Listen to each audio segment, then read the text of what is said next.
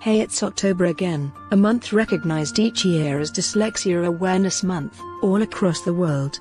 It's a time to come together to raise awareness, share resources, and tell stories about dyslexia successes.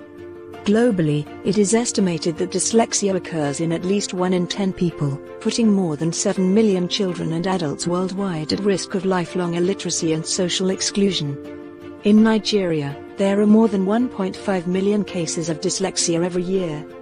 But the good news is that 90% of children with dyslexia can be educated in a regular inclusive classroom using the right strategies. The Cadet Academy, in partnership with Nessie Learning Global, provides strategies for teaching students with dyslexia. Studies have shown that these strategies are beneficial to students with dyslexia as well as their non-dyslexic peers who are learning how to read. For more information, please visit www.cacademy.sch.ng/dyslexia.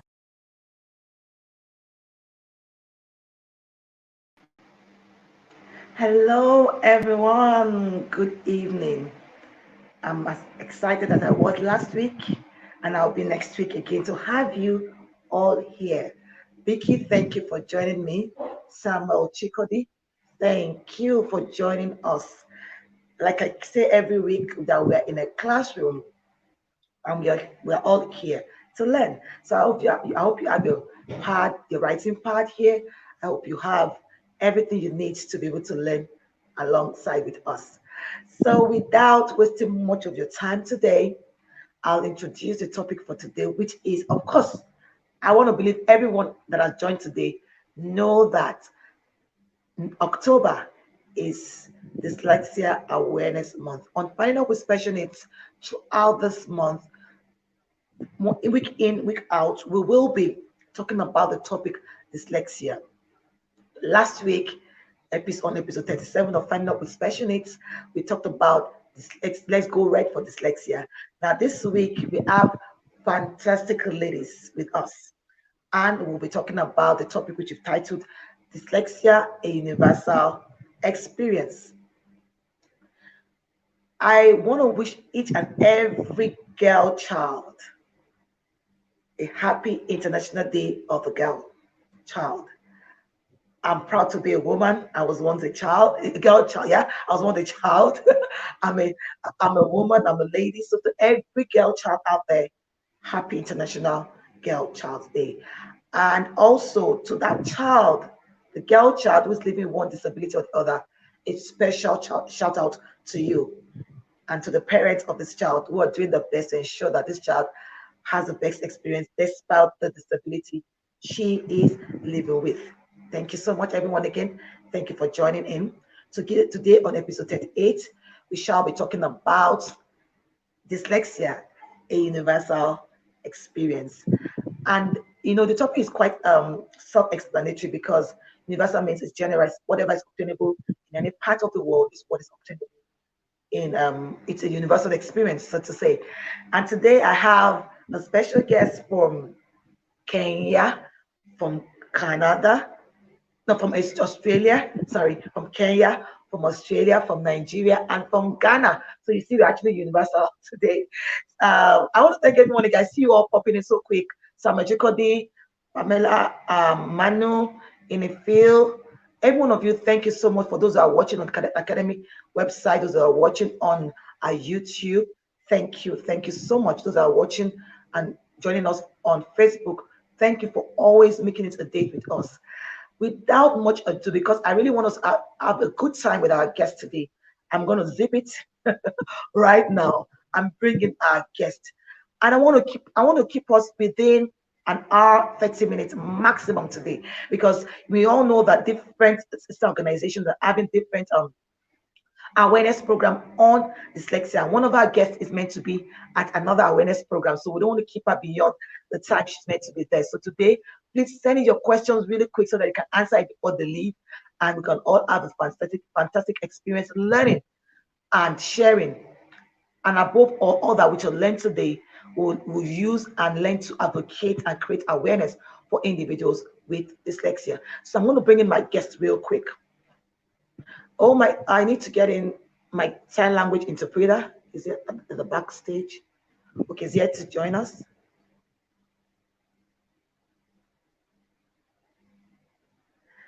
Good to see you, Mr. Alex. Thank you so much for always being here to ensure that this event is actually, this program is inclusive. Thank you so much. So we're bringing our other guest. Hi, Samantha. Hi, Lola. How are you? Hi, Roslyn. Hi, Oladoyin. We Hello. need, yeah, there's one more person that's meant to join us. I'll have to reach out to, I hope she's backstage. She'll join us real quick, but I want you to please introduce yourself. So I'm going to go as you appear on the screen. I think Samantha should go first. Oladoyin has been with us before, and Rosalind, but we always want to have you. We can never get enough of you, and there's always something new to learn from you. So we go from Samantha to Oladoyin to Rosalind, and by then I'm sure Phyllis will be able to join us. Thank you. Hi, everyone. Thanks for having me, Lola. I'm really, really, really excited to be here and just to spread the word about dyslexia. So, I am Samantha. I am originally from the beautiful, beautiful island of Jamaica, but I currently now live in Australia. And really, what my life's work and mission is really about is to really educate teachers and equip parents and teachers with the science of reading to ensure that our students are using the most optimal strategies to know how to read, essentially. So, thank you for having me. I'm really excited to sharing and also learning about Right. your experiences. We're happy to have you, and thank you for choosing to spend your evening with us.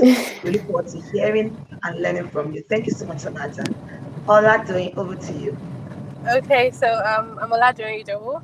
I'm dyslexic from Nigeria, and I'm also the founder of One Word Africa Foundation, an organization that is dedicated to raising advocacy for dyslexia and supporting dyslexic individuals. Pretty much that's it.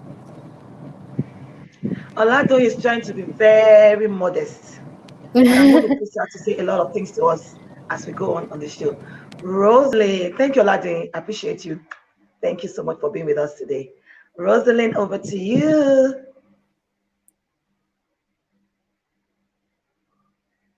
Rosalind, can you hear me? Rosalind, if you can hear me, I can't. We can't hear you. I can't hear you. Oladoyin, can you hear Rosalind? No, I can't. Rosalind, we can't hear you. I can hear you. I, I can you hear me? Yes, Yeah. Yes, right we now we can. can. Yeah. Yes.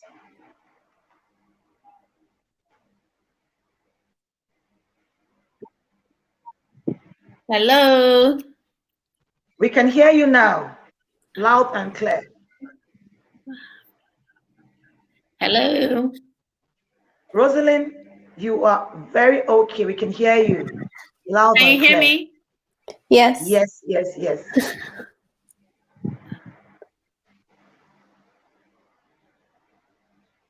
Can you hear me, please? Yes, we can. Okay, Yes, we okay, can. great. Yes. Sometimes technology is something. Okay. Okay. Hi, good afternoon, everyone. My name is Rosalind Abigail Trinity, and I am joining you today from Ghana. Oh, dear. I'm sure she'll be back. And like I always say on the show, we refuse to be deterred by what we cannot control. We just keep doing what we're doing and flow like nothing happened. When she gets back, she'll introduce herself and then we hit it. Great. I was going to say we lost our sign language interpreter, but it's back on now. But it's okay. Let's just keep doing what we have to do. So I think I will start with you, Samantha. You know, the topic for today is dyslexia, a universal language. And I was when I was speaking with us earlier on, I said, you know, the thing about dyslexia is it might not be the same. You might not see the same sign with everyone. Dyslexia might not exhibit itself in child A and child B in the same way. But then there are some things you can tell and say for sure that this child is living with dyslexia. Could you please? I wasn't going to ask you. It's okay to call you Samantha. I just feel quickly. I want to call you Doctor. Oh Just no, that's kidding. okay. Feel free to call me Sam. Sam, And feel free because to you're a call me. doctor and you're good in this field, would want you to please tell us. Thank you so much. tell us the signs that are universal when you see an individual who is living with dyslexia. Yeah, so really great question. So in terms of when a person has dyslexia, it's a problem with reading, with writing, and spelling. But there's one particular feature which we call phonological processing problems, which is this whole idea of they have a problem with processing speech sounds. So, for example, let's say I say to a student. So whenever I test students, for example, and students who have dyslexia, I say to them, can you say the word mat without saying the sound? So a person without a phonological problem can say at, but persons who have dyslexia have that poor understanding of speech sounds. So really that's really one of the biggest hallmarks of someone who has dyslexia. Wow. Thank you for that quick introduction, and for helping us understand the basic things we need to know when you see some of the things in an individual. They know that that person is dyslexic. Oladoyin, you are just. I said to you on one of the platforms that you are my Nigerian dyslexia hero, and I always believe that there's nothing as interesting as when you see a living testimony. Let me use that word. It's easy for us as professionals to talk about dyslexia, to talk about Mm, the research and evidence-based practices and all of that. But it's another thing to see that person who is living the experience, living the experience is more relatable. And I do not mm, take that for granted. And I want to thank you so much for choosing always to be a voice, for individuals with dyslexia. So based on what Samantha had said, could you tell us Yeah. your own experience? We want to see how universal dyslexia can be.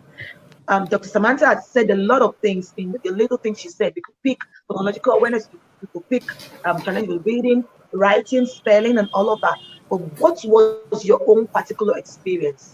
Before you go on, I would like to welcome Phyllis to the show this evening. Hello, Phyllis, all the way from Kenya. Oh, we lost her again. I'm sure she'll be back. So you may go on, Oladoyin. Okay. For me, dyslexia meant that in school I had to struggle with reading. I wouldn't comprehend whatever it is I was reading. So I was a bit familiar with the words. It took me a while to be able to pronounce, but eventually I was able to pronounce. And but forming knowledge from anything I read was very difficult. And then I always found it very hard to write as well. Because, for instance, you're trying to take notes in class. While I was younger, you're trying to take note in class, and the moment where you're still trying to figure out how to, you're still on the first line, trying to figure out how to put that on paper, you realize that you're lost because they're probably on page two, and you're still struggling with the first line. So it meant that I always had to lag behind in classroom activities, especially when it had to do with reading or when it had to do with writing, because that. Then spelling is still a challenge till date. I still spell words that sound alike, but are spelled differently. I still spell them the same way.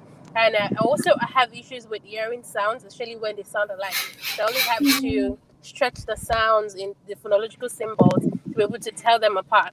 So like words like har and even me pronouncing it now. So let me just spell it. Words like HAR and ARE, things like that. It's still, mm, if I'm writing it in a text message, I probably write it in place of each other. If I'm having to listen to you say it, I probably hear it in place of each other. So that was the challenges for me. Wow, thank you for always being generous with this information. And I'm going to ask you a question after we have Phyllis introduce herself, and we go. I'll come back to you. So Phyllis, please introduce yourself to us. We're glad to have you all the way from Kenya. And I know the time difference can be so crazy, but you still chose to be with us today. Thank you so much for choosing to spend your evening with us on Finding Up with Specialists. And today we're talking about dyslexia, a universal experience. And I know your story. I do a good job reading everyone's bio so that I can know what angle you might want to school us on when it comes to dyslexia. mm. So, Felix, could you please introduce yourself to us and tell us what you're doing in the space of special needs, special education? Good afternoon, everyone. Can you hear me? Yes, we can. I You are can able hear you. to hear me? Good. Yeah. My name is Phyllis Munye. Um, I'm the founder of Dyslexia Organization Kenya, and I'm a parent of a young man. He's not a child anymore. He's a young man. He's 22 with dyslexia. That's what motivated me to start the organization. And also a director of a school that we started after we learned there was no support for children with dyslexia in Kenya.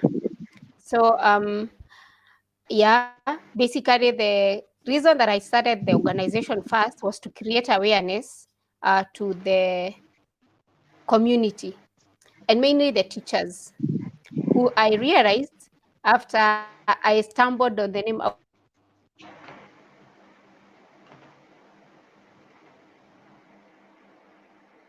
Phyllis, are you still here with us? I would Can say everyone I hear me? Yes, we can hear. I can hear Yes, you. I can hear you. I think we lost Felix. Phyllis for a bit. Um, Hello, Phyllis. Can you hear me? While we wait to hear what Phyllis is doing, for me, this topic is perfect. The experiences. I remember when we spoke with um, one of our guests last year. I don't remember which of them. I think it was Geranji, and there was no support. There was no single support for individuals who are dyslexic in Malawi, and I'm hearing the same thing in Kenya. So for me, beyond the experience of dyslexia itself, even of being dyslexic itself, the fact that the support is not there, it shows me that the challenges are actually it's actually universal. Wow, wow. I think we should get back to continue the story. Rosalind, you're welcome again. Could you please tell us, you thank introduced you. yourself already. I feel like you already did. Yes, you did before you got yanked up. Um, what has your experience been? Because we're looking at dyslexia as a universal experience. We know, I mean, we've been on the show before. I know your story like the back of my palm, but Me. but I want you to tell us what your experiences were from the time you Often realized on and yes. Okay. Rosen, let's hold on and hear Phyllis introduce us, finish our introduction. Phyllis, can you hear me? Hello, Felix. I can Hello, hear you Felix. on and off. Okay, please just round up Yes. your introduction, please. Phyllis. Okay. You can hear me? Yes, Can you hear me? I can hear you. It's Can we all okay. hear her? Good. Yes, we Hear me. can. Sorry for this. I think is sorry.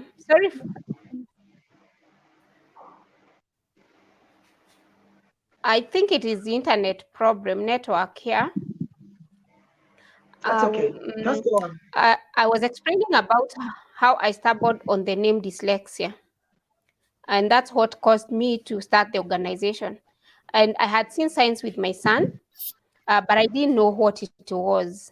I knew it was at some point. I even told my family that I don't know what's the problem with him, but he's not lazy. He's not refusing to learn, but just be slow on him and we shall figure out what it is. Mainly, I had seen the problem with the reversal of letters. His spelling was very poor. He hated reading. That is when he was in class 1 and preschool. He could not even learn the 3-letter words. He had problem with them.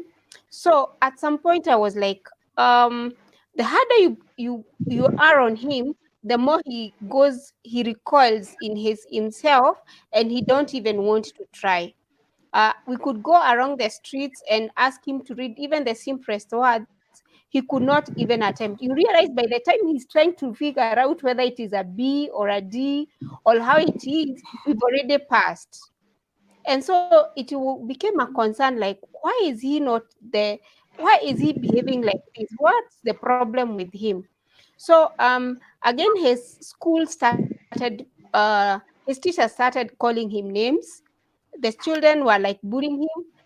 uh, in fact, he told me one time that the teacher told him to punish him by kneeling him outside the class, making him lie kneel outside the class because he was not catching up enough. So that kind of treatment had started. The students or other kids was making fun of him. But at home, we did not understand. We started pushing. We are also on our side, we are pushing him. At times, he even said he don't want to go to school. I remember this one morning, we woke up, we prepared him very well, and he just decided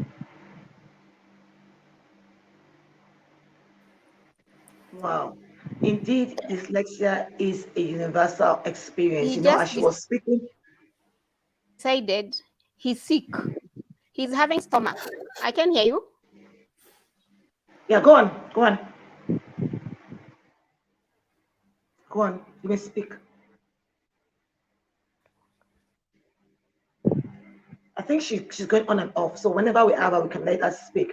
While she was talking about a son getting ready for school and he didn't want to go to school. It reminded me of the story of Micah. Like, I don't want to go, Oh my God.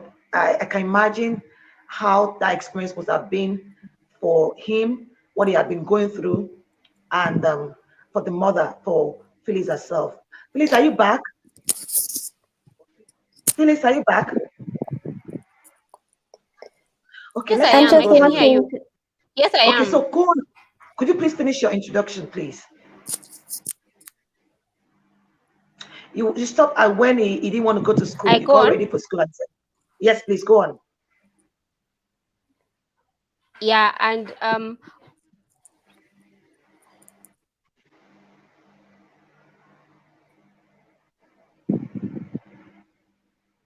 okay, Rosalie, let's start with let's hear your story. I will try and log you on and log you back on, Phyllis, and let's see that will be better. Rosalie, please could you just tell us, share your experience with us? All right. Hi, everyone. Thank you. So for me, as you already know, I came in contact with dyslexia, as in being diagnosed with dyslexia just 3 years ago. Not to go to school. And but proud to that, the experience you have to go through is to finally know that yes, you are dyslexic, and that has been your problem or your issue your entire life was really hard.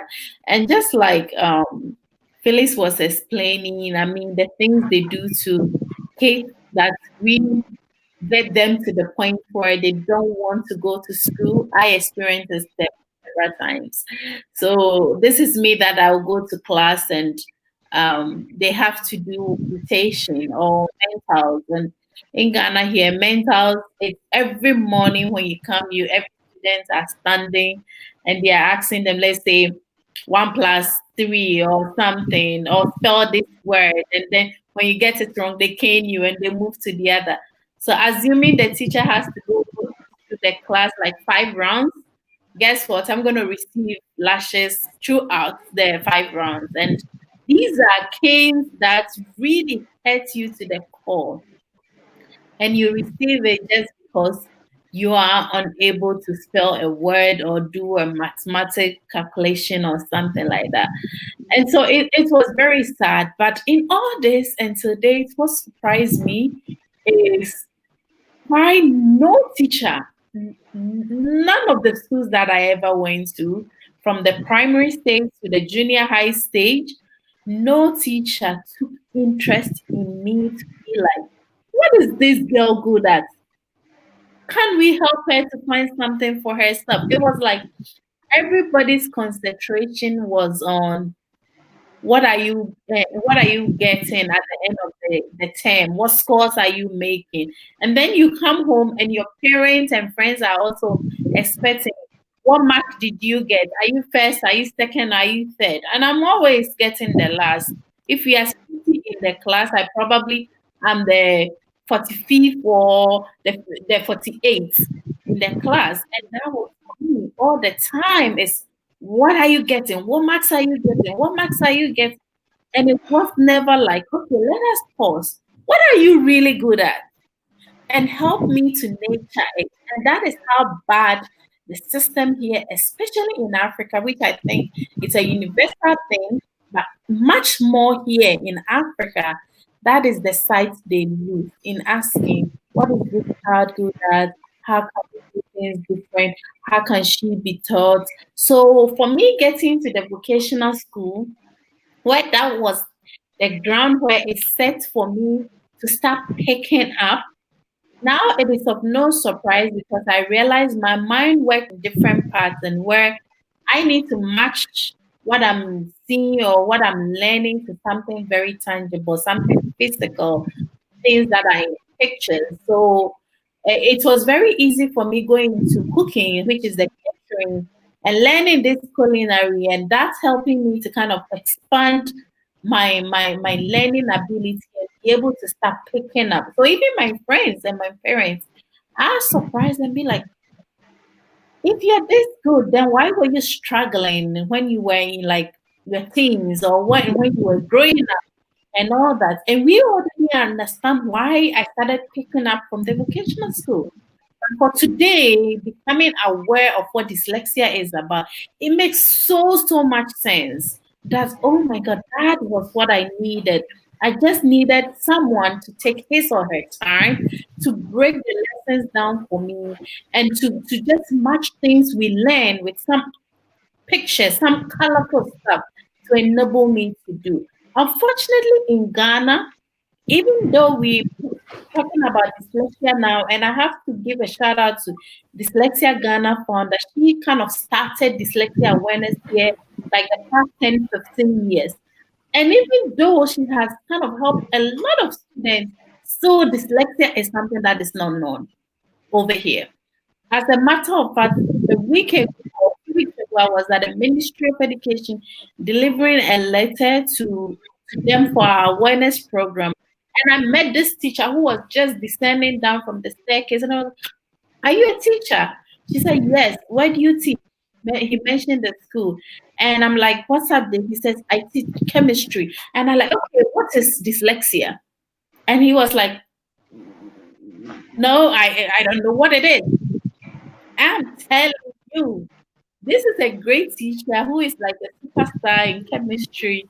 He doesn't know what dyslexia is. So I was like, well, I would love to invite you to a program that we are having about it. It's so sad that you don't know. So I started breaking down for him, and he was like, oh my God, how can I even be part of the organization? How can I volunteer so we can help take this this word forward? We go to radio stations, TV, and people call in. These are teachers who are calling in and saying, oh my God, thank you for saying this. However, a lot of the teachers we don't know because for physical disability, they recognize it, but not for a disability like dyslexia, dyscalculia, dyspraxia, and all that. Because if you look at me, of course, I'm perfect. I'm sitting down, so you might think nothing is And you wrong speak with so well. the help is not there, and that is where we need to start working on to see, like, yes, you're creating the awareness, and it makes it tough creating the awareness because the resources are not there, the help is not there. So now parents are getting to know, people are identifying, like, okay, my child may be dyslexic. So if that's the case, where do I even take the child to go and do assessments? And after I do assessments, where do I even go? Which school can I take my child to? Which teachers are passionate in teaching these students? And that is the gap that we need to fill. Well done, Rosalind. Well done. Thank you for not just keeping that experience to yourself. Thank you for making the move. Thank you for caring enough for other children who are dyslexic and for making the move. You're making a huge difference in Ghana. I will truly appreciate you for what you're doing. Now, there's several things you spoke about that I caught, and I kept on trying to not to get distracted because I'm trying to get Phyllis back on and all of that. But I would want Samantha to address a few things. So basically, we've seen that this dyslexia is a universal experience here in Africa, and I want to believe also it's a universal experience in other parts of the world, depending on the level of awareness that's available and the resources and the human resources and financial resources and technology and all that we use to provide services for these children. I want Dr. Samantha, before she speaks, if there's anything I have seen and from my research that is that we lack early intervention and early identification and early intervention in this part of the world. So such that once before we realize it, the individual is already an adult. And then we don't take our time to see how we can still provide intervention for that individual. So the next thing will be what are the alternative things the individual can do, which is not a bad thing at all. I believe that we're all different. I believe in neurodiversity. Well, above all, I believe in that foundational skill because I wonder how Rosalind, how Oladoyin, yes, they speak so well, but if they don't tell you some of the challenges they're going through, and I want to commend you. I don't know how you were able to. It must have been. I mean, you've spoken to me on all the things you did to just make sure you kept your head above water. It must have been a very tough experience, and I really salute you for your courage and not for not just keeping it to yourself. But Samantha, I want you. I know you're very passionate and you're very experienced when it comes to science of reading and structured reading, and that's actually the foundational intervention that needs to be done for individuals with dyslexia, structured reading, and all of that. Could you please just shed a little bit of light for those teachers who are saying, okay, these individuals are older, they're doing well, fine. What am I supposed to do once I find out that I'm seeing some signs, even without the assessment? Because the truth is that dyslexia can be seen. You can identify the signs because we all read. Reading is a part of everything we do. The first thing you see when you ask your child, what your 3-year-old, what did you do in school today? A, B, C, and 1, 2, 3. That's what they say to you. You know. So, and I'm asking this question based on teachers who might be thinking, oh, Rosalind is old and she's speaking so well. Are we not? We're not really sure. Oladoyin is old. Everybody. But what happens to those younger ones? Should we just put them in catering school? Should we put them in what Oladoyin is doing? What should be the foundational skill we should try and provide intervention for based on the science of reading? Thank you, Perfect. Samantha. You're welcome. Welcome back. Please, can you hear me? So sorry. Please, can you hear me? Yes, I can hear you. Once Samantha is done, we'd like to hear you, and then we'll go to Oladoyin before she runs away. Oh, myself. You want to hear so me just now? hold on. No, once Samantha is done answering that question, we'll come back to you. Okay. Yeah, so in terms of it's just a beautiful experience hearing everyone's story, and really, especially Rosalind, when you touched upon the points in terms of this idea of teacher training. For me, this is really where it actually starts, and this is why I created Reading for Humanity to equip teachers with the science of reading. And so a lot of times growing up, so my brother has dyslexia, and he's in his 30s now, but while we were growing up, he got his report cards saying he's lazy. He would, for example, fall asleep in exams. Nobody could understand why he was falling asleep, but that's because his brain was really, really tired, and so he could not cope with the stress of that. And so a lot of times teachers are quite surprised when I shed light on this. And before I touch upon the skill that teachers can use, one of the reasons why I think that this is really happening in today's society in terms of poor teacher training is because within the university setting, there is a form of disconnect and in terms of the communication. So a lot of times with the science of reading, it tends to come from the School of Psychology because we study the brain. But the School of Psychology doesn't really speak to the School of Education. And this is where we need more collaborative, interdisciplinary approaches in order for us to develop this science of reading. So what exactly is the science of reading? So really the science of reading is that structured approach that should be taken by all teachers in order to facilitate students to become skilled readers. And when I say skilled readers, going back to what Oladoyin was saying in terms of when you're a skilled reader, it's not only the fact that you're reading accurately. You must read accurately, you must read fluently, and you must read with comprehension. And by and large, what the studies have shown and what research has shown over the years, the basis where teachers need to start is this skill that we call phonemic awareness. And over again, when you teach kids these phonemic awareness skills, they then go ahead and become better readers. So one of the biggest things that you can do when you're teaching these phonemic awareness skills, you can teach word games, and the key is to make it as interesting and as fun as possible.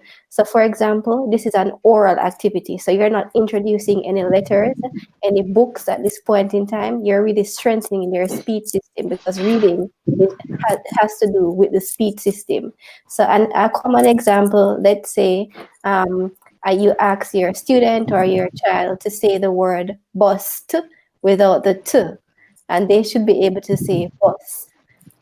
Those sort of skills. So you use words and you make it into a fun, engaging activity. But another thing that parents can actually use, and parents are quite surprised when I tell them, you can use talking. So talking actually strengthens the brain pathways that are responsible for language, and it's just not any type of talk. The talk that we know is related to better reading outcomes is what we call conversational turns. So a lot of times we're there at home and we're talking at our children, or we're talking at our students. We're saying, "Come here," or "Why are you doing that?" Instead of that, a conversational turn means that you're going to engage and talk with your child or talk with the student. So how do you solve this problem? Or how do you think this works? And this is how you engage them. And the research shows us over and over again that talking in the very early stage actually exposes students and children to more words. And we know that the more words you know, the better the reader you are. Wow. Thank you so much. And I hear you, when you were speaking, we take a lot of things for granted, but some of the things we take for granted are actually things that are beneficial to children.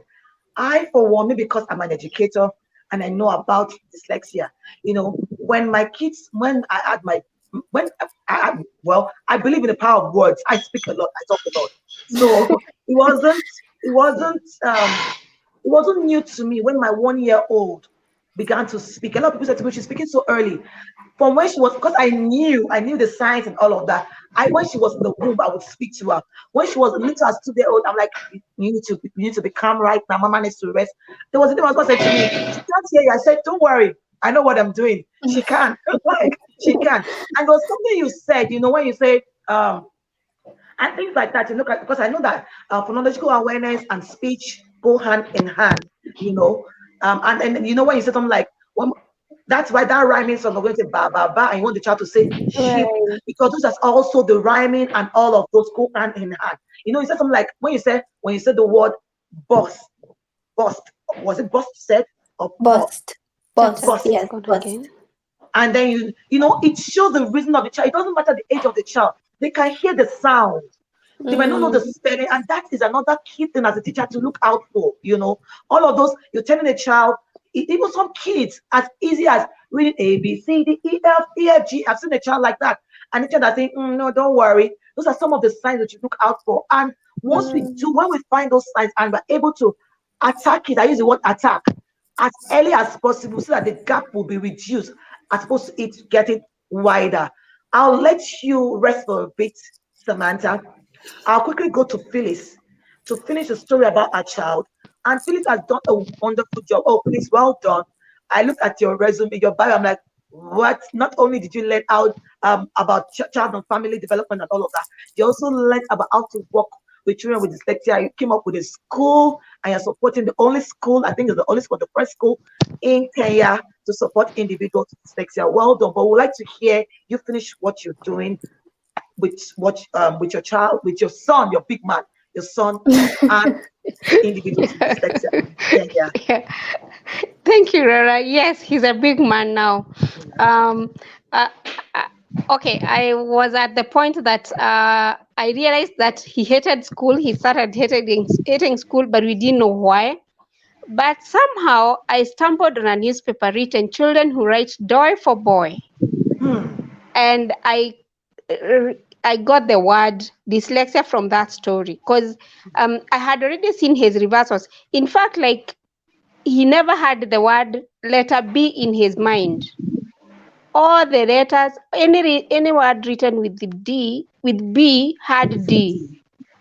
And I was like, he's going to grow out of this because he's in preschool. He's going to grow out of this because he's in class 1.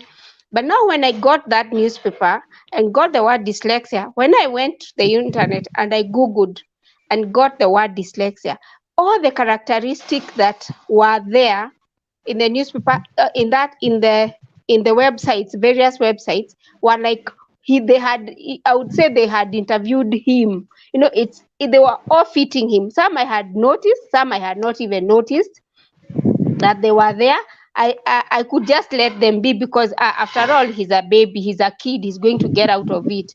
That's how I assumed. But now when I got the word dyslexia, I was so excited. I know now why he's having problem. I now know, probably even the teachers know, because I assumed this being an education problem, all the teachers are aware. I went to the school, talked to the teachers, and they were like, oh, what's that? I would tell them like, you how come you have not realized this child has dyslexia? Then they were like, what is that? What's that you are talking about? So it dawned on me that actually they had not heard the word dyslexia before. And so what I did, especially the English teacher, I printed for him articles, all the basic characteristic, how to identify a child with dyslexia and how to handle this child in class. And so I gave him the papers, and I expected him to, it was actually a 4-page document. I expected him to read and probably help even other children, because I told him whatever they say in the website, the various that I've gone through, they are saying about 10%. So my son was not always the last in class. So I told him, even those who are last or who he is defeating in class, probably they're even more severe than him. And the teacher were like, no, he's just playful. He just, if he would be pushed a little harder, he can go. If you pay for tuition and we come to the house and teach him, he would improve. And actually had engaged extra teachers to come have him extra time with him, but it wasn't helping. So when I got this, and then after a month, I went to the teacher. He called me still to discuss the performance of my son. Remember, I already have given him the document to read for a whole month later. And he was like, now, Mama Felix, I've been very busy. I've not been able to read that document. I was like, really? And I'm expecting you to help my son and even other children. And that's when I decided I am going to learn all that there is about this problem. I'm going to do everything. Luckily, I had the internet in my office. I could access internet, and I immersed myself into it. I read. I would share with organization, where you respond to the subscribe or respond to a website. I would say I'm a Kenyan farm mother who has a son of 8 years. I said 7, he was 8, 9, and I stopped writing when he was 10. He already had grown, and I got a lot of information. I got feedback from many organizations that were telling me what to do. I actually registered for an online course that was being offered by Action Dyslexia in UK. I did it. When I received that, I actually was thinking they would give me things to do with him, and I would do the course. I would practice with him, and then he would just get well. The way that you just do one or two things, and he would get well. Then they sent me a module. I'm like, no, I didn't want to do a course myself. Not ready to do courses. I just wanted things to do with him. But they sent me a module that I would read, practice, and do the exam. And I had no intention of doing an exam myself. I left it. I went back to the internet, researched. I got an organization from South Africa called Audibrox. I don't know whether you people have heard about it. They were showing a video and real articles and real practical things. So I bought the content, the things that they were giving. In like 2 weeks time, I received a whole box with small cubes and a whole book showing me what to do. And I was like, yes, this is what I wanted. This is the practical thing I want that we do, not that I sit and behind and read a book and pass an exam. So we started doing with him. We would wake up at 3 in the morning. We practice every minute we could practice, and I saw a lot of difference. Okay, what was the difference between other programs and audiobooks? They have some some cubes colored differently. You play a game of arranging those cubes, and then he would rearrange them. You would arrange, and he would arrange, and then cover. Like you arrange, show him for a second, then cover, then he arrange what he has seen, and we progressed on. That I saw it helped him a lot because it helped him sequentially. It helped him to Memory. expand the memory, expand his memory. Right. It did a lot of, it actually helped him. Then there was the sight words. I would give him the sight word. This is not phonographic like the Otton Gillingham program this is just showing the person the word, he would read, and then you read. It is a different approach. For that, I actually say it helped a lot. Then there is, I also went again back, did another program called Ron Davis. I know you know Davis Method program. I did it. Remember, I still had the course that I had not done, and the time was running out. Yes, the right time was like when I went back, and it's like, why don't I just do this course? After all, I've already paid for it, and sat only to realize what these other programs that I'm reading and practicing is still actually documenting this. This program had documented this thing the same way. So in a way, they talked to each other, they linked with each other. So we did on and practiced on, and now actually I was not the teacher, but Nancy, my twin sister, was a teacher. So whatever I got, I shared with her.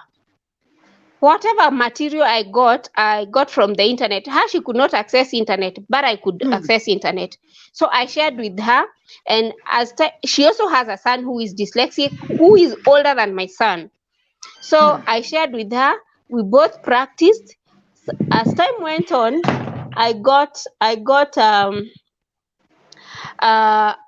we decided, now what do we do with this information? We have learned a lot. I was having children in my house to tuition them. Word had gone round with my son's teacher now when he started improving that actually I have come up with a solution how to help children who are behind him, who are lagging behind in class. So they used to refer children to me. They referred many parents to me. The same with Nancy. And so we decided for us to help other children and other people now around in the country, we register an organization. And that's how Dyslexia organization was registered. That was about 4 or 5 years after we realized we learned about dyslexia. So we already had learned a lot. We had practiced, we had put it into practice and had seen the changes that it was making. So we registered the organization. Remember, I already had done, and now I had done the course. I was a bit more confident.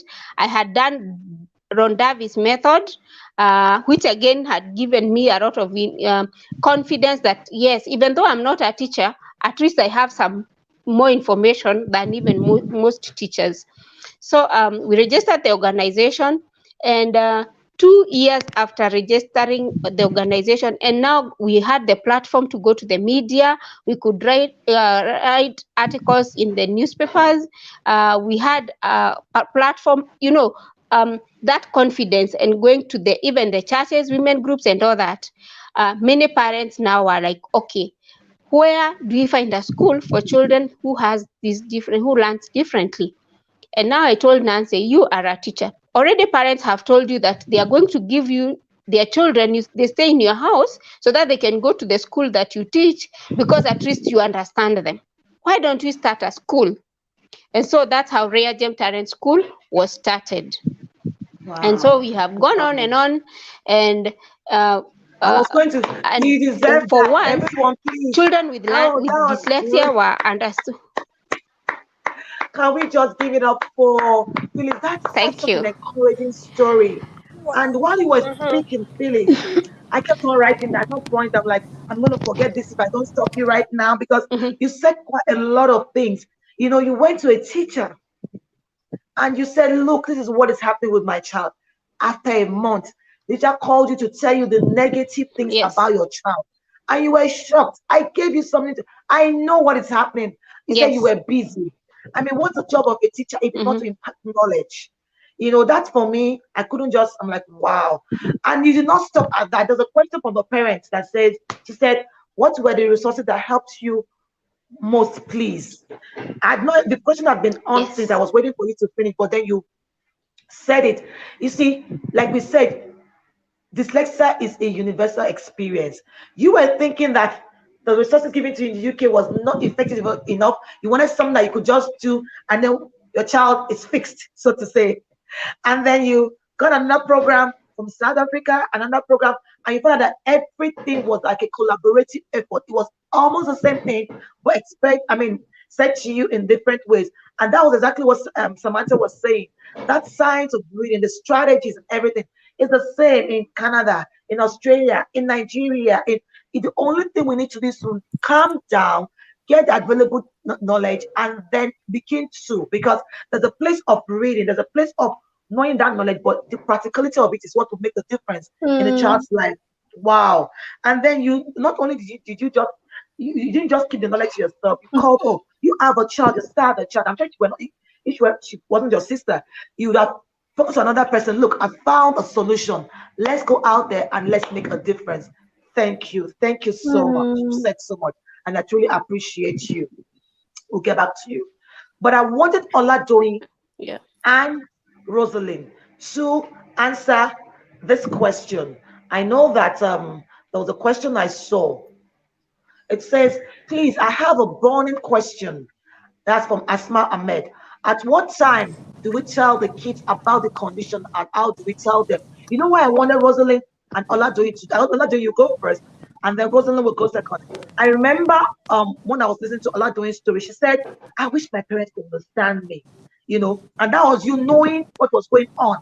So I'm thinking, in retrospect, at what age would you advise, because of the effect it had on you? You found out yourself, nobody understood you. All you wanted was your parents to just tell me you understand me, and then we can take it to the next level. At what point, at what age, at how? So maybe you want to tell us some of the reasons why, and then Rosalind will answer the other part of the question, or however you want to do it. Your ideas might be different, but I want to hear Oladoyin speak first, and then Rosalind will also buttress whatever point she has. Okay. I think I'd like to say that so children develop differently, and we would notice that like the way I was a child who was always asking questions even at a very young age, and I wish that I got the answers to my questions when I asked them. We have some children who are a little laid back, but one thing is always very evident. You can notice the difference. I'm sorry, I'm on the road, I'm on my way to the event, so That's they're fine. honking That's around fine. me. All right. So but one thing is like very evident in any child who has learning struggles. You can obviously tell that you're different from your peers. You can obviously tell that you're not learning at the same pace that you're learning. And at the point where they start to do intervention for you, I think it's best for them to let you understand that, okay, so this is why you need to learn this way. This is why you need to do things twice as harder than your peers. So at the point of intervention, at the point where you know that, I believe that we start to do dyslexia tests even at the age of 5. And 5-year olds, I like to say that children are very smart. Do not underestimate any child. Do not feel like a child is too young to know certain things. It has to do with them. So even at as early as the age of 5, you can start having very simple conversations in the level of their understanding. Let them understand, okay, so this is why you're different. This is why you're unique. This is why you're learning the way you learn. This is why you have to do so and so things. so that at that point you can form your reality around it. Because if you just jump on intervention on a child, and the child is, even when my parents didn't know that I had dyslexia and I was doing a lot of lesson, it was very tiring for me. But now when I always have to do things twice as hard as my peers, I understand why I have to do it. And I appreciate the process more, because now there's understanding of why it has to happen this way. So I don't like to put an age to it, but I like to say that the moment you start intervention for a child who has dyslexia, let them know why it is, they're different. Let them know why it is you're unique, you know. So yeah, so that's my take on it. Thank you for that fantastic response.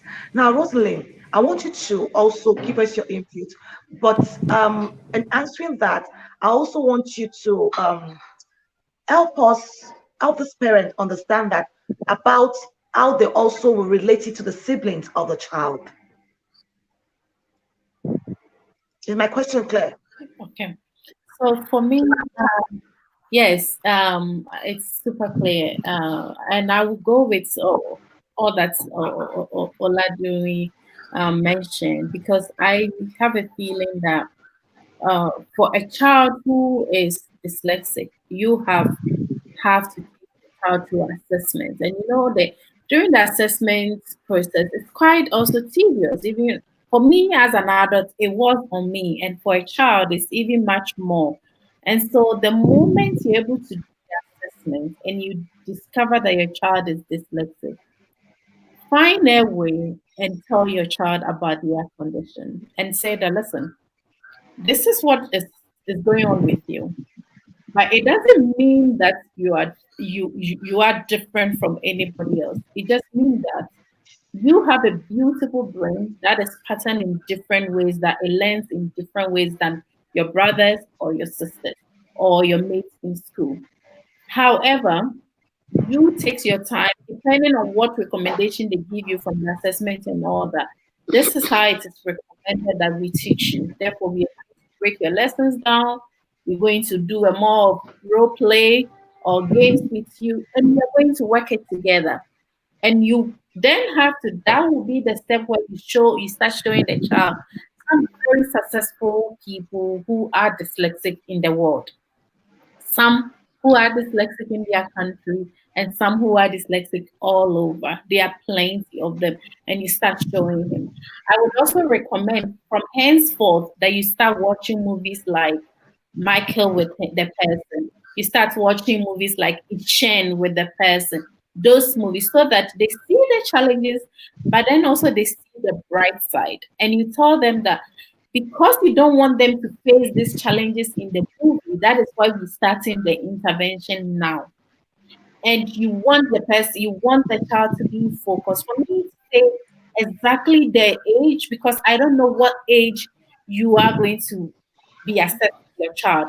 But like she said, or Ladoni said, the moment you do that and you are starting your intervention, tell the child. Now, when it comes to the home, unfortunately, last week I had a call from a woman who is almost like about 45, and she was crying on the phone with me. And basically, she has 4 children. All of them, the first three are super great, and this 8-year-old can never get anything. Everybody is frustrated. The school is frustrated. The Mm. father is frustrated. And now the child has even realized that the father doesn't really like him. Now the siblings are also frustrated, and what they do is they ridicule him. And so the child is not happy when he goes to school. The child is not happy when he comes home. In this situation, you as a parent have to educate your other siblings and tell them that, you know what, your brother or sister is not dumb. Your brother is not lazy or stupid. He's actually smart. But it's just that it happens that his brain has been wired differently, therefore he learns in different ways. And Mm. so we as a family, we have to assist him and so that he picks up. This is where if you have that kind of family, you all watch the movies together. You all educate your children together. As a parent, take the free dyslexia courses that are going on. Nessie is giving free, Made by Dyslexia is giving free. there is a lot of resources. Educate yourself so you can be able to explain to your child. Because what I realize from families these days, especially the parents I'm dealing with, it's either the man understand what dyslexia is and really accepts and acknowledges it and wants to help the child, and the wife is something else, or the opposite.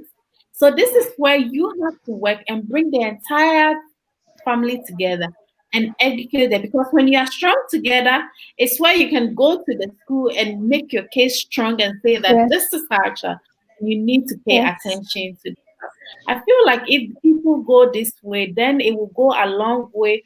And their siblings will support them, because it will be really hard. Imagine you go to school, you're having horrible time, and then you come home and your own siblings are picking up on you, your own parents are picking up on you, and that has to be solved.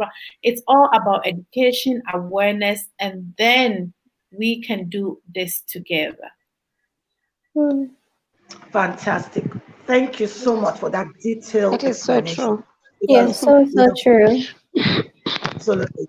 Now, there are a few more questions, and I'd want Samantha and Phyllis to answer these questions. But what I'm going to do before that question, no, I'll read out the question, but I wanted to ask a question, and I'd want Samantha and Phyllis to answer that, and the next one, both of you will also go one after the other.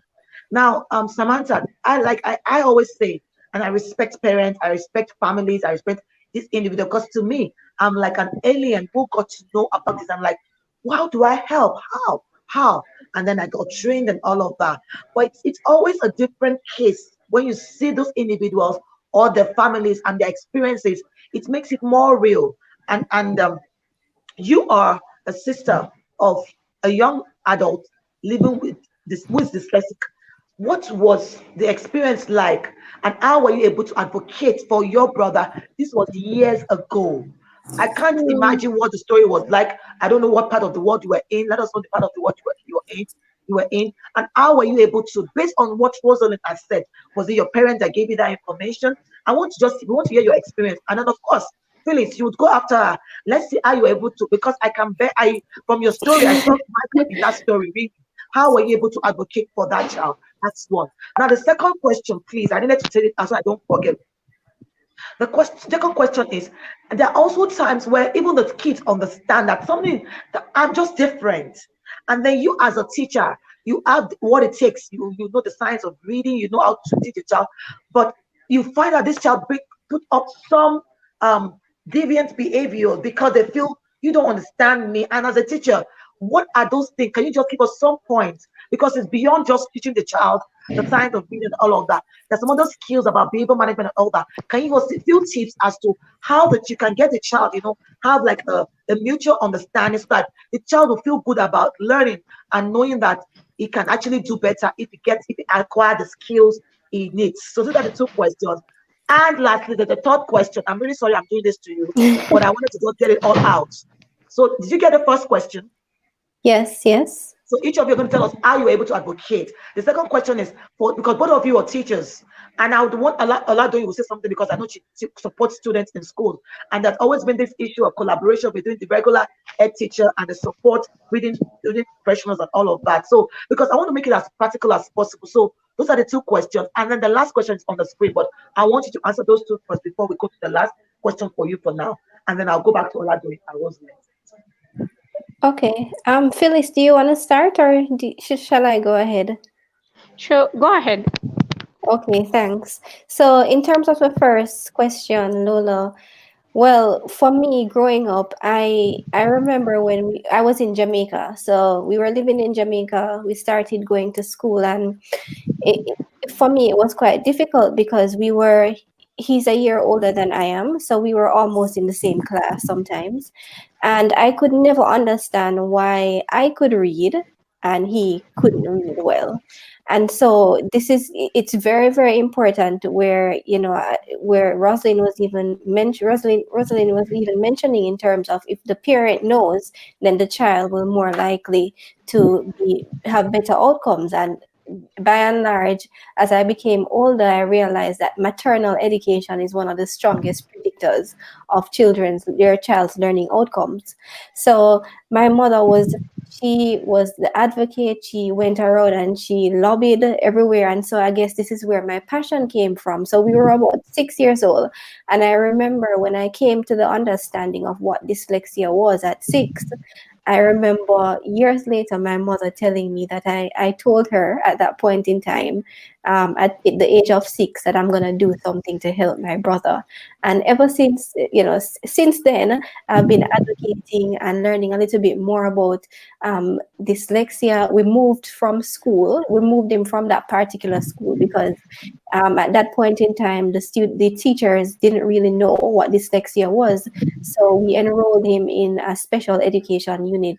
And there he really got the proper training and the proper background that he needed to get. And he got his diagnosis as well.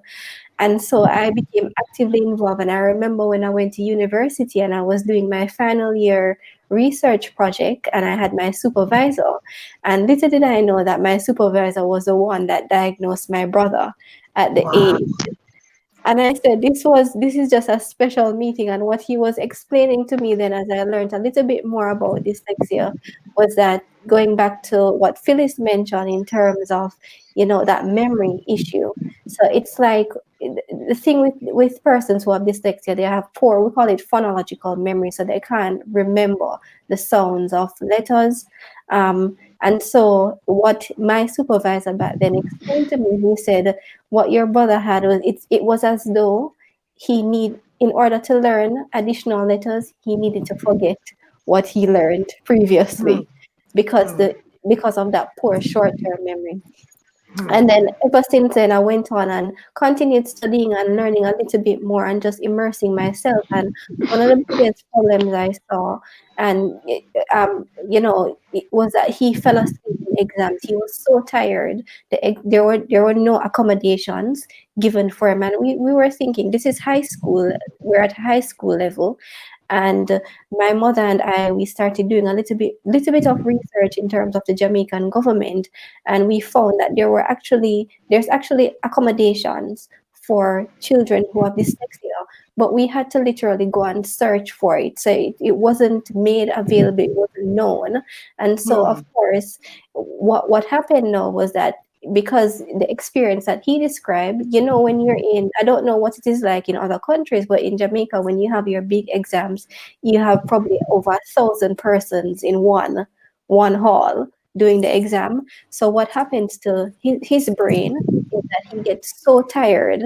Everything is it's too overstimulating. So one of the reasonable accommodations that he received was that he was put into his own room. And so he had breaks as well throughout the exam. And so for me, that was very powerful because a lot of times I hear persons complaining and saying, persons with dyslexia are getting special treatments and they're getting breaks. But what people don't understand is that is actually creating a level playing field for them. They need those requirements in order for them to perform at their best. And so I went on and did a little bit more research on Orton Gillingham, went back to the school that trained my brother. But then one of the big things that really, really struck a chord with me is just this idea that teachers are not trained. So my background is psychology, but also education. And so through Reading for Humanity, I want to be able to merge both areas and provide it in practical tools, similar to what Phyllis was saying, provide practical tools based on my understanding of the theory so that teachers can go ahead and implement it. And going straight into the next question in terms of what do you do? We all know that when it comes on to reading, even though there's a science of reading, and this is the other element of Reading for Humanity, I also focus on the science of learning. So we focus on 3 areas: the science of reading, science of learning, and the science of technology, and how we can merge those together to make sure that reading instruction is not only theoretically solid, but also engaging. And this is where the science of learning comes from. And a big part of the science of learning is recognizing that before we even start the reading part of it, we need to make sure that students, their social and emotional skills and well-being They are well taken care of. There is this particular theory that is quite popular. It's called Maslow's hierarchy of needs. And at the very basis, you need to be able to, kids need to be able to feel safe. If a child does not trust you, there's no way that they're going to learn from you. If a child doesn't like you, there's no way they're going to learn from you, really. Sure. And this is just a reality of the situation. So you need to gain those skills in trust, and also and it's really practical, really simple in terms of just letting them know that yes, I do understand. And it could be a case where you just show them different movies of persons who you know who have dyslexia. So a lot of times as teachers, we think that it's wrong to be vulnerable. um, it's equally important to let the child know that you're a human being. You probably have experienced those things before, and in that way you form that level of rapport. Another strategy that you can use, and this is a strategy that I find very useful in terms of getting students to have good Right. emotional skills, is from this book. It's a by this the name of this book is What I Wish My Teacher Knew. And this book was written by a teacher, a primary school teacher. Her name is Kyle Schwartz in the US. And she just had some cards one day, and she said, just write to me, what do you want me to know? A lot of kids, she was there teaching reading, and she realized the kids weren't getting it. And it's not that they had dyslexia, but they had other external factors. Some didn't come to school they came to school without food. Others, you had domestic violence, those sort of things. So you open up that atmosphere within the classroom to let students know this is a safe space, this is a safe area. And of course, again, they're diverse experiences, and you can solve them with a bit of strategy. You can solve them in terms of collaborating with principals, to really set that scene in terms of providing that safe environment before you then build upon those more practical skills that really falls with the science of reading. And then to answer this third question in terms of is there anything like acquired dyslexia? Well, in terms of acquired, I wouldn't say it's an acquired dyslexia. Maybe it's a reading difficulty that has not been resolved, because we know that if students are not reading in a skillful manner by the third grade, they have quite a difficulty in terms of catching up. Going back to my point in terms of really that teacher training is very important, and this is where I really want to start, from the teacher training programs. But I do want to highlight that there is such a thing as acquired dyslexia. It's also called surface dyslexia, and it can be acquired through things like a brain injury or a stroke. And really what it looks like is, for example, remember early on in the conversation, I said there is phonological deficits. This is not what you see in surface dyslexia. People who have surface dyslexia have difficulty with reading what we call irregular words. So words that are not pronounced how they look. So a word like blood, if you pronounce it how it looked, you say blue. But these are the sort of what we call sight words. You need to know how these words are pronounced, like choir and shoe and eye. These are irregular words. Persons who have surface or acquired dyslexia have difficulty with pronouncing those words. Thank you so much for that, Dr. Samantha. You did a great job explaining and answering those 3 questions. Thank you. Now, Phyllis, to you. And I deliberately asked you those questions because I know you're doing a lot of research and hands-on activities and all that. So please give us some more ideas regarding those 3 questions. And I want to say right now that if you have any questions right now, please, our audience, throw the questions at them right now, because I want to try and finish early today. I can see Oladun is already at a venue because I know she has something to do. So I want her to really finish so that she can round up and we can all go back to our various activities that we have for the day. So please bring your question in quickly. Please answer that question. If there's any question, Oladun and Rosalie will do that, or we just say our final one and we round up for today. Thank you, Rora. I remember the first question was how to advocate for these children. The siblings. I think you'll, the the siblings.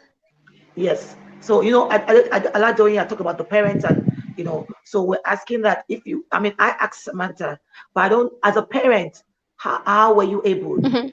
to advocate? I know you said the story like that, but what were they? Give some parents who are listening some practical tips to be able to advocate for their children living with dyslexia. And I will start with addressing a question that had been asked earlier. When do you tell your child they have dyslexia? Okay, Because that is very important, and it will link by how do you advocate. great. It is telling a child the earliest the better. You don't have to drop the word to just tell them that they have dyslexia, but it is important that they know they are different, they're learning differently, and explain to them why they are different without even probably dropping the word dyslexia. However, dyslexia is a word that by itself, it's I would say it is like an enigma. It's a big thing. So if they know that they have this big thing in them, and they can pull it, like why are you having problem reading? If somebody would ask, why are you not able to spell well? Then a child says, I have dyslexia. And then when they tell the person that they have dyslexia, the other person is like, and what is that? Then the child will tell them, basically, you've already told the child the why simple dyslexia is. So this person will talk about, yes, a person with dyslexia, or like, you have noticed that I have problem reading, I have problem doing spelling words poorly, badly. Already this person is advocating for himself. So what you have done, you have empowered this child to advocate for himself, that he will drop the word dyslexia, and the other person is like, yeah, what is that? Then it will help them to understand, or to even research. I bet a good teacher will want to research more about this problem. So advocating for the child is by telling them as early as possible why they learn differently. And in our environment, we have teachers or schools that they pull, which I have seen happen even here in Kenya. The children are either made to repeat classes, to redo the same class several times. So it is upon the parent to stop that, and tell the teachers, is like, my son is not going to repeat the class again, because there are challenges, or there is psychological problem when a child is in the same class with the younger people than him, and these younger children are already defeating him academically. It's like, okay, when a child repeats class, you already know this, the other children know this is a repeater, so they will perform better than us. But when they go to the same class and this person has repeated because he did the same content last year, they repeat and they realize that, after all, I'm defeating so and so who has repeated, so I'm better than them. Already this person is and these other children are younger than them. They feel bad, they feel defeated, they feel their self-esteem is low. So you're helping the society to demean your child. So the parents should stop the society or the teachers to have the child repeat classes. And changing schools again is another common practice that parents do, moving one child from another school to another. Actually, what they do by removing children or the child from one school to the another, you are already removing this child from an environment that they already are used to. They made their friends even with their own problem of reading difficulty or being the last in class. They've already established a social system, a friendly system that they can work with. Already you find there are those children who are bullies. They have known how to handle these bullies in school. There are those who already know that this child has a difficult, but he's good in other things, so they've established friendship. The same with the teachers. They've already learned that so and so is bad here, they can help them. But now when you remove this child from this school to another school, because apparently this school is not helping him, you are removing this child from a social environment where he's understood, to go and establish a new environment, which is very hard. So you find this child will like go back some miles back to restart all over again. So a parent should stand their ground that I am not moving my child from this school. Whatever happens, he's going to remain in this school and he's not going to change classes and he's not going to repeat classes and he's going to remain in this school. After some time, the teachers will understand you. After sometimes the school will stop pushing you. Okay, the other disadvantages of having the child remain in the school, because the risk that can happen is that the teachers will neglect the child, but you would rather handle them than having to handle different school teachers from different areas, from different schools, over the same thing. Because when you move this child from this school, instead of handling them, you are going to repeat the same problem with another kind of society or community. So that's how I would advocate, and actually that's what I did with my son. I did not change him schools and he did not repeat any class. I stood my ground. I even one time threatened the school that I would sue them because it was a private school. I was paying school fees. I was not unable to pay school fees, and they're telling me to remove the son, my son from that school. I said I am not going to. Instead, I'll sue you. When they heard that I'm going to sue, they just let my son be in school, and life continued. And that's how a parent, I would most advise importantly, a you parent acquired to advocate knowledge. their You children in acquired that way. knowledge. And of course, You now acquired learning knowledge more to be able about to their advocate for that challenges. child.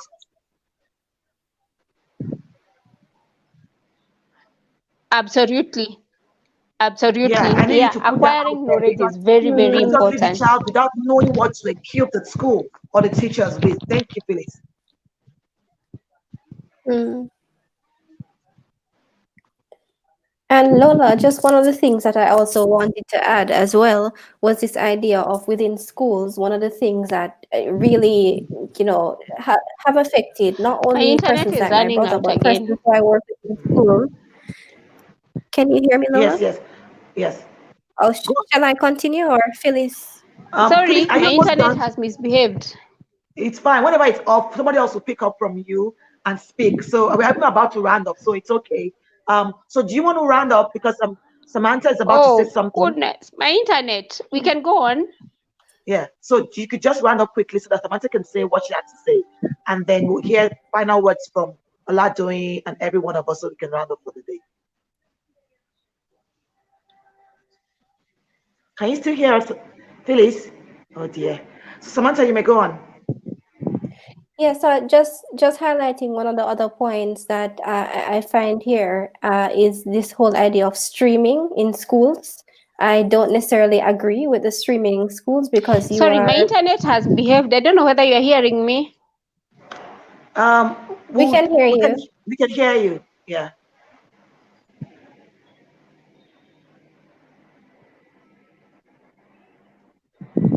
Samantha, go on. Okay, so thanks, Lola. So I was really highlighting the fact that streaming does have negative effects in schools where you group persons who are probably perform with the highest on the test, and then you stream them based on performance. And you always find a lot of times that the persons at the lower end, they tend to have learning difficulties. They tend to have, social and emotional issues. And so this is something to consider within schools, and governments also need to consider this idea of really moving away from the streaming, and so that we can have a more, by segregating, it's like you are trying to include them by excluding them. And so unfortunately this comes with a lot of negative consequences. So just wanting to highlight in terms of, I know that we're wrapping up, but for me, I just wanted to say a big thank you for hosting this. And just again, acquiring more knowledge is very important, but also we need to focus a lot in terms of those early years and ensuring that teachers are sufficiently equipped with the knowledge to teach the future of our, teach basically the future of our world, essentially. True that. Very important. Thank you for that, Samantha. So Phyllis, are you back?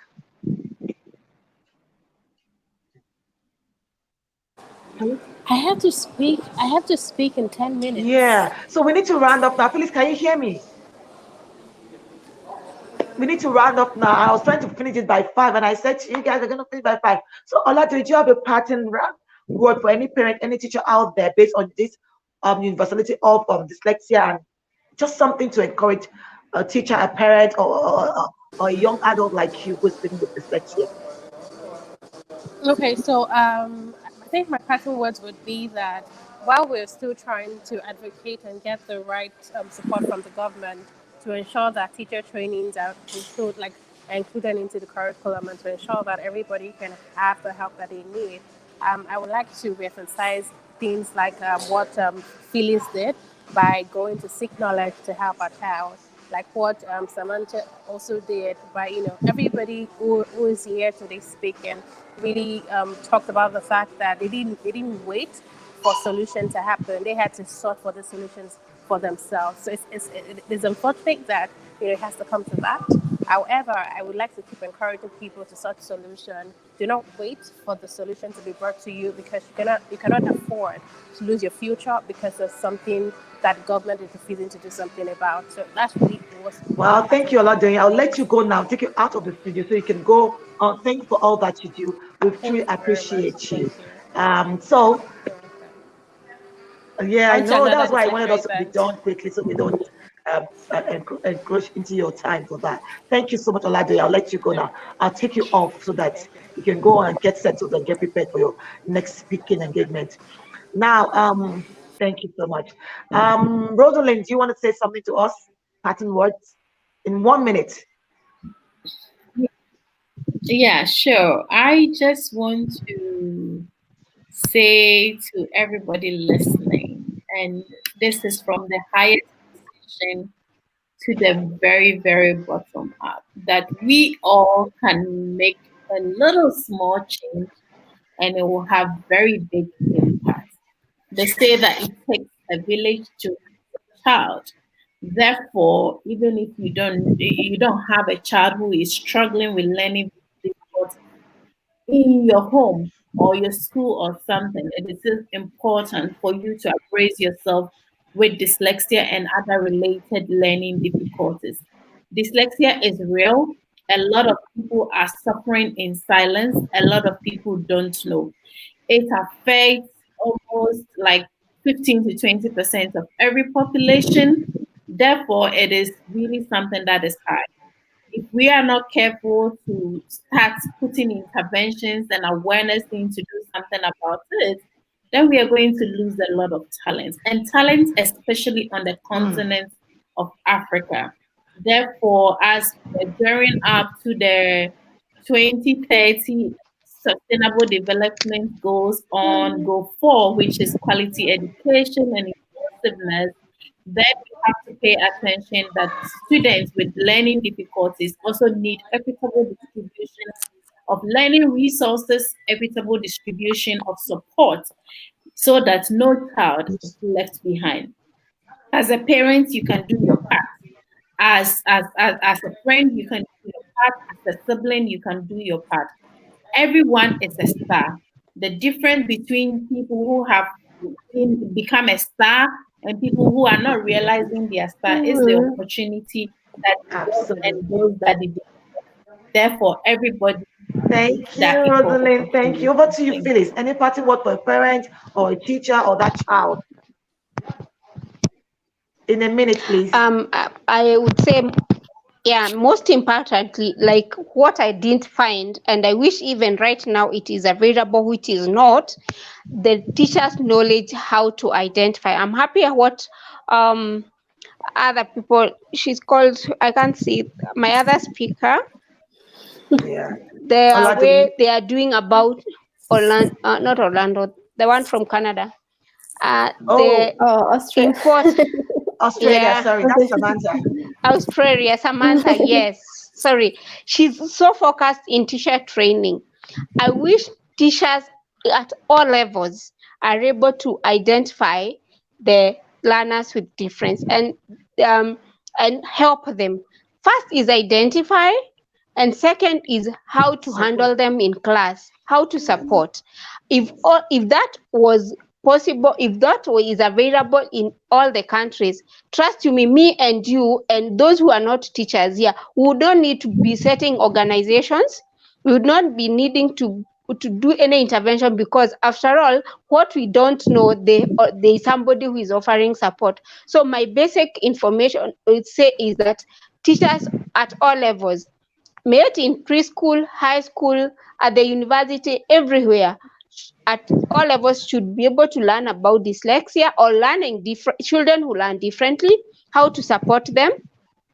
Unfortunately, in UK and US right now, the universities are the ones that are coming up with initiative to identify these children and all these young people when they go to the university. This is already too late. This is when already this person has struggled a lot, and by luck or somehow they managed to get to the university. That's a very small fraction, considering that the bigger number fell through the educations at some point, that they did not attain they did not get to the university. So the teachers at all levels should be able to identify and support these children. And so what we are doing is like, the creating awareness is okay. What our organization is doing is okay, but we need to go further by establishing a teacher training institute where children or where teachers can learn. But they said should not be a one institute. It should be included in the teacher training curriculum at all levels by the government institution. Yes. Thank you, Phyllis. Now, Dr. Samantha, and I deliberately called you Dr. Samantha because your parting word will be answer. Just 2 ideas to this question on the screen. Hello, everyone.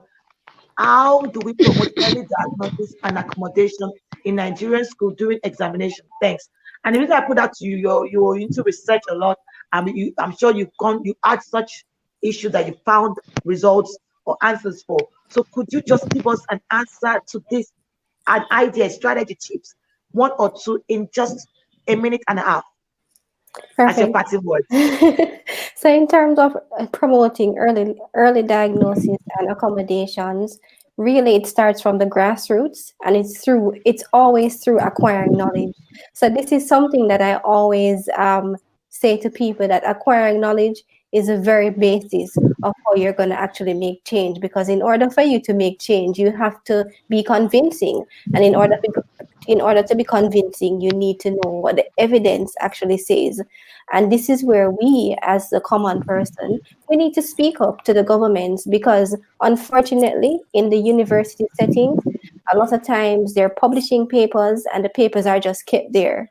But when it is being accessed, right, so we call it the Ivy Tower of the university.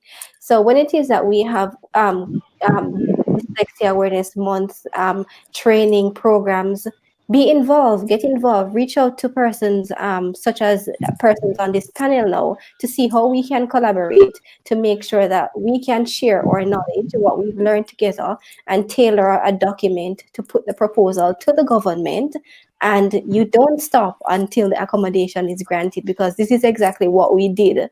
So it takes a lot of grit, but with grit and with that investment, because you know what you're wanting to achieve, it will become a reality.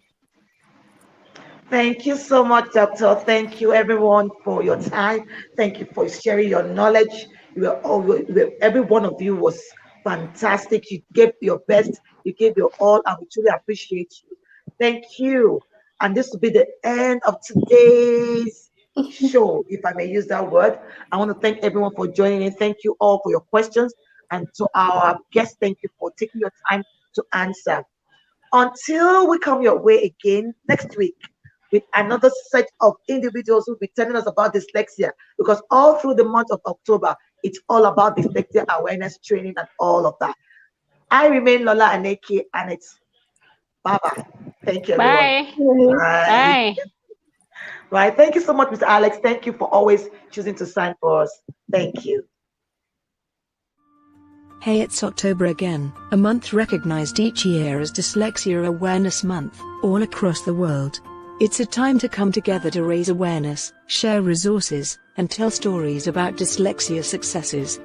Globally, it is estimated that dyslexia occurs in at least 1 in 10 people, putting more than 7 million children and adults worldwide at risk of lifelong illiteracy and social exclusion. In Nigeria, there are more than 1.5 million cases of dyslexia every year. But the good news is that 90% of children with dyslexia can be educated in a regular inclusive classroom using the right strategies. The Cadet Academy, in partnership with Nessie Learning Global, provides strategies for teaching students with dyslexia. Studies have shown that these strategies are beneficial to students with dyslexia as well as their non-dyslexic peers who are learning how to read. For more information, please visit www.cacademy.sch.ng/dyslexia.